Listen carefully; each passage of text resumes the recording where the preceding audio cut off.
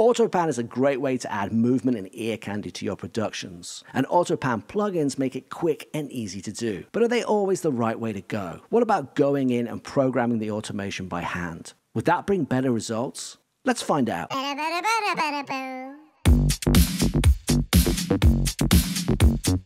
Hello and welcome to Tobisonics. It is Tuesday the 3rd of August 2021. I hope you all had a great weekend and had a chance to enjoy the summer weather. In this week's episode, we're going to be comparing the use of AutoPan plugins versus going in and manually programming the automation by hand. And we're going to be asking the following questions. Does it make a difference? Is one better than the other? And is it always true that one's better than the other? Or does it depend on the circumstances? Does it depend what we're trying to get from the production? For the purpose of this demonstration, we're going to be working in Cubase. Why? Because it's the one I use and I know it well. But these principles will work for any DAW or DAW. And for our AutoPan plugin, we're going to be using the stock AutoPan that comes free with Cubase. Let's start things off with a bass line. Right now we're listening to the AutoPan version. We'll do one more rep like this, and then we'll have a listen to the same bass line, but this time the panning has been programmed by hand.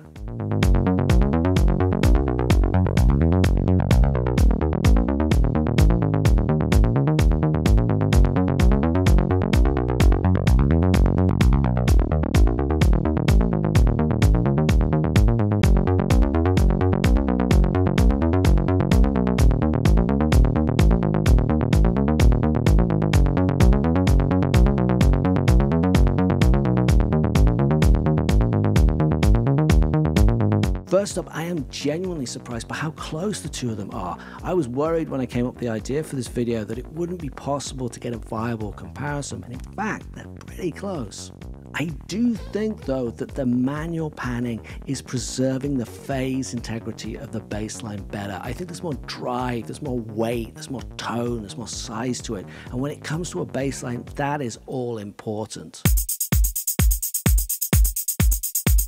Next up, let's go to the opposite end of the frequency scale. We've got ourselves a shaker. Right now, we're listening to the version with the AutoPan on it. We're going to do one more rep like this, and then I'll drop in the version with the programmed panning.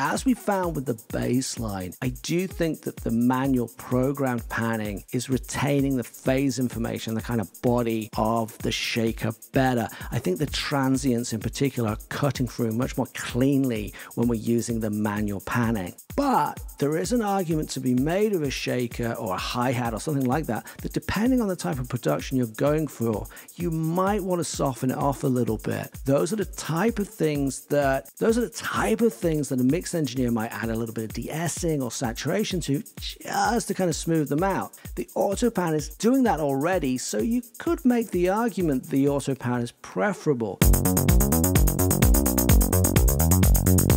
Alright then, let's take a quick listen to the bass and the shaker in context. Right now we're listening to the AutoPan plugin. We'll do one more rep like this, and then I'll drop in the manual programmed panning.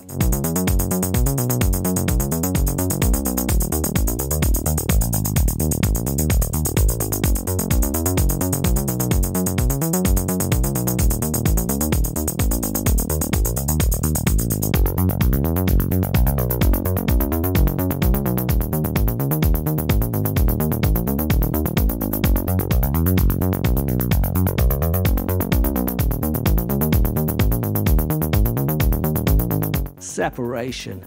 That's what catches my ear immediately. There is much better separation when we're using the manual panning on both the bass and the shaker. We've got a much clearer sense of where that bass line is versus the kick versus the shaker. There's better depth, better definition in the production. When we compare the auto panning versus the panning on the individual instruments, the difference was not that clear cut, particularly with the shaker, where it was very much a judgment call. But once you hear it in context, for me, you're getting so much better separation, sense of place and kind of position in the production when you've got the manual panning on both the bass and the shaker.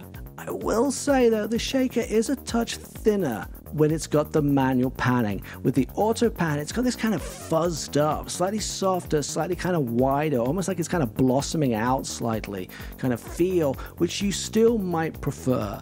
When it comes to the bass line, for me, there's no question. It has to be go in there, program it by hand, preserve the phase integrity of the bass.